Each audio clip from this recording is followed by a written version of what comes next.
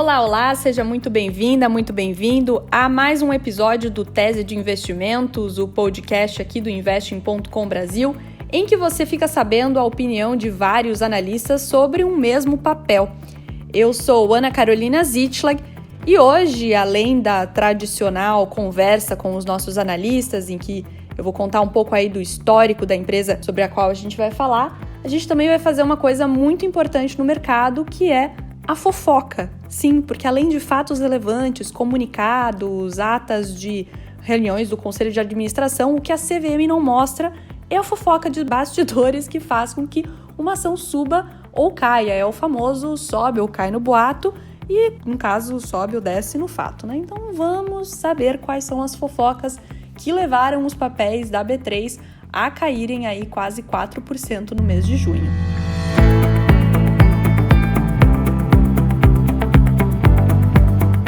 Antes da gente partir para o nosso cafezinho da tarde da fofoca, ou da noite, ou da manhã, seja lá quando você está escutando isso, deixa eu lembrar que o Tese de Investimentos também é um texto que está lá disponível no Investing.com Brasil, para que você possa compartilhá-lo, enviar para quem você quiser. Também tem um player, para quem acessa ele pelo desktop, tem um player desse podcast. Bom, para este episódio eu conversei com analistas de 4 casas, da Ativa Investimentos, a Toro, a Empíricos e a Nord Research, e vou falar que tem um analista desses 4 lugares que discorda dos outros 3. Então, além da fofoca, também vai ter um embate de opiniões em relação a essa fofoca. Mas vamos então ao que interessa, né? Então, para começar, vamos dar uma volta aí pela história da B3. Por que é importante falar sobre isso? Porque o grande ponto dessa tese de investimentos é se o monopólio que a B3 detém no mercado brasileiro, ele é positivo ou ele é negativo para as ações, pensando num longo prazo. É curioso que a gente pensa que até pouco tempo atrás a B3 não era a única responsável pelas negociações de valores mobiliários aqui no Brasil. A operadora da Bolsa, como a gente conhece hoje, bem precisamente surgiu no dia 22 de março de 2017, quando a Comissão de Valores Mobiliários, a CVM, e o Conselho Administrativo de Defesa Econômica, o CAD, aprovaram a fusão da Bolsa de Valores, Mercadorias e Futuros de São Paulo, a BMF-Bovespa, com a Central de Custódia e de Liquidação Financeira de Títulos, a CETIP. Uma baita de uma sopa de letrinhas que explica como que a B3 foi remendando uma coxa de retalhos para deter hoje o monopólio do mercado brasileiro. Desde a junção com a CETIP, há 4 anos, as ações acumulam uma alta de 200% contra uma alta de 97% do Ibovespa, um índice que é negociado dentro da própria B3. E foi a ausência de concorrentes num mercado que agora está passando por uma profunda transformação, que está passando por um crescimento exponencial, que levou muitas casas de investimentos a colocarem as ações da B3 nas carteiras, citando que a complexidade desse negócio que ela monopoliza aqui no Brasil acaba afastando potenciais concorrentes, por ser algo muito difícil de se desenvolver e algo muito difícil de se acessar. Só que esse era o consenso, ou praticamente o consenso do mercado, até junho desse ano, quando uma fintech chamada Market to Market recebeu uma autorização da CVM para atuar como uma central depositária de CRAs, que são os certificados de recebíveis do agronegócio, e que acabou então abrindo o mercado de custódia e liquidação de títulos, que era até então centrado na B3. Essa autorização da CVM levou 3 anos e meio para sair e foi considerado como passo que faltava para que a Market to Market concluísse uma captação de 10,8 milhões numa rodada liderada pela gestora KPTL. Segundo o Rodrigo Amato, fundador e CEO da Market to Market, numa entrevista ao jornal O Globo, logo após essa autorização, a expectativa é poder ganhar a confiança da CVM ao longo do segundo semestre, para que a partir do ano que vem eles possam entrar em debêntures e CRIs, os certificados de recebíveis imobiliários, ambos também de exclusividade da B3. Ou seja, fogo no parquinho, porque foi mais ou menos isso que fez com que esse monopólio da B3, que vez ou outra surgem algumas conversas, alguns boatos em relação a um possível concorrente entrando no mercado, mas foi isso que fez com que as ações da B3 caíssem quase 4% desde o início de junho, porque foi aí o sinal que alguns investidores viram de uma certa rachadura nesse monopólio da B3 e que levou muita gente a questionar como seria a atitude da empresa ou como seria o desempenho da empresa em um mercado em que ela não fosse mais a única detentora do poder que ela tem hoje. E é aqui que chegamos na prometida fofoquinha. Fofoquinha que veio de quem? De JP Morgan. Porque no dia 2 de junho, os analistas do JP Morgan soltaram um relatório mencionando que a saída de um representante da XP do Conselho de Administração da B3 poderia ser um sinal de que o grupo está estudando ou talvez esteja interessado em avançar sobre esse monopólio. Essa análise do JP Morgan veio depois da saída do José Beringer, o CEO do Banco XP, do Conselho da B3, que anunciou uma saída antecipada. Ele estava previsto para ficar até 2023, ele tinha acabado de ser reeleito agora em abril, e ele anunciou essa saída, dando lugar para um representante do Banco Inter.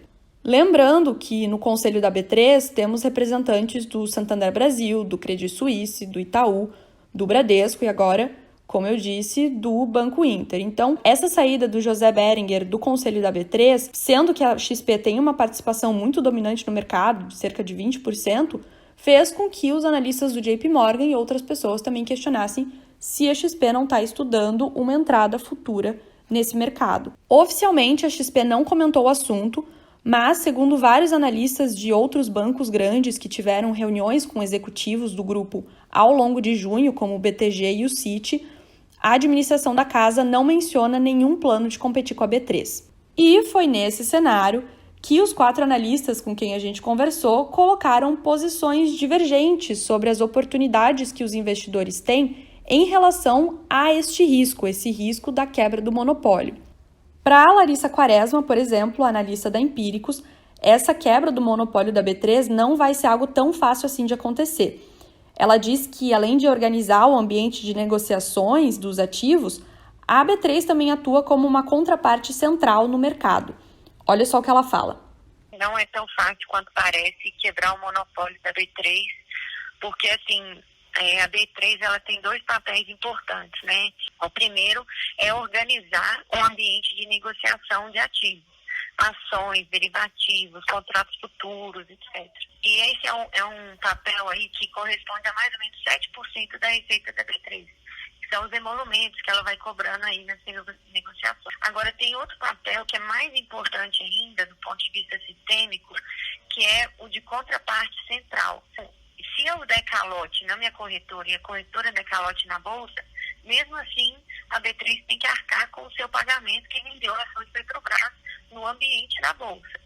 Então, assim, se tiver um pânico de mercado aí, um momento, vamos colocar no extremo aqui, pós-euforia, traders alavancados, corretoras alavancadas, e tiver um crash aí de mercado, começar a ter chamadas de margem, e um bando de gente começar a dar calote na bolsa, é a B3 que tem que arcar com essa avalanche de prejuízo. Você tem que ter uma capacidade tecnológica, operacional enorme para lidar com isso, sem falar na parte de capital regulatório para bancar mesmo, dinheiro, né? E isso são coisas que, com certeza, tanto a CVM quanto o Banco Central olhariam na hora de conceder autorização para uma bolsa competidora, entendeu?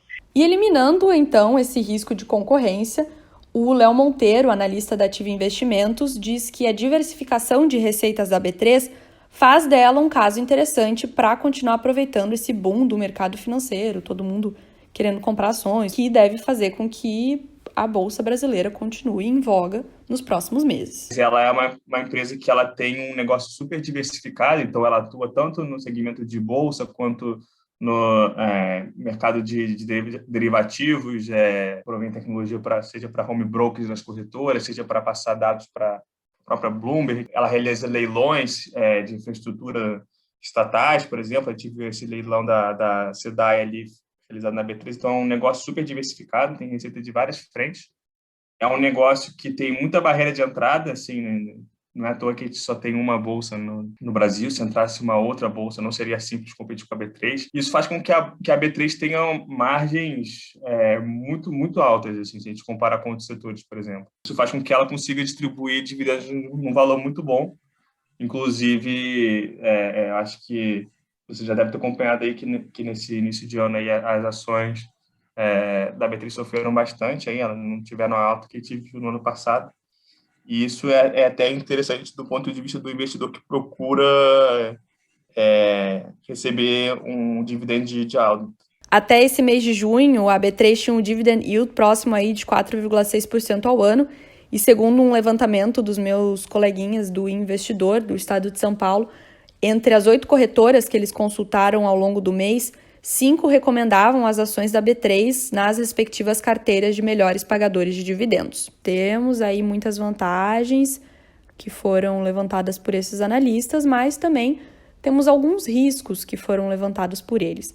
O Lucas Carvalho, por exemplo, analista da Toro Investimentos, ele também tem uma recomendação de compra para os papéis da B3, só que ele atenta para o fato de que a gente está passando por uma alta na taxa de juros, que pode fazer com que algumas pessoas acabem voltando para a renda fixa, né, fazendo um movimento inverso que nós vimos principalmente no último ano.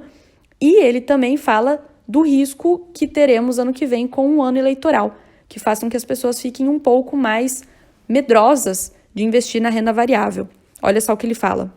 Um ponto de atenção, eu colocaria também o aumento acima do esperado da taxa de juros, né? O mercado está precificando algo próximo de 6,5% de juros para o final do ano, mas se a gente tiver uma elevação para mais, isso pode impactar, obviamente, né? O direcionamento de portfólio.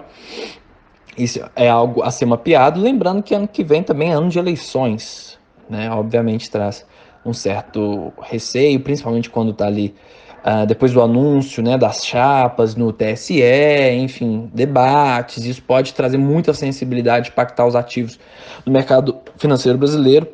Portanto, a gente tem que avaliar, né? Não sabemos quem será o próximo governante, enfim, como será a renovação ou não do Congresso Nacional.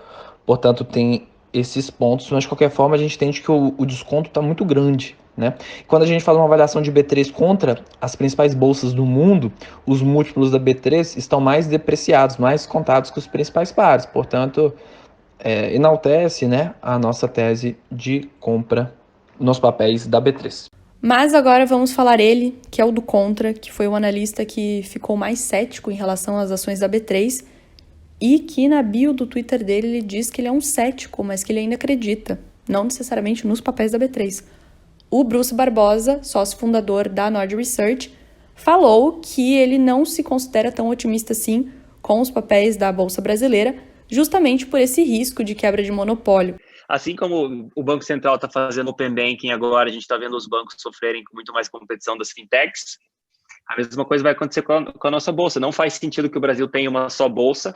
Muita gente fala o mercado do Brasil é pequeno. Não é pequeno e está crescendo cada vez mais.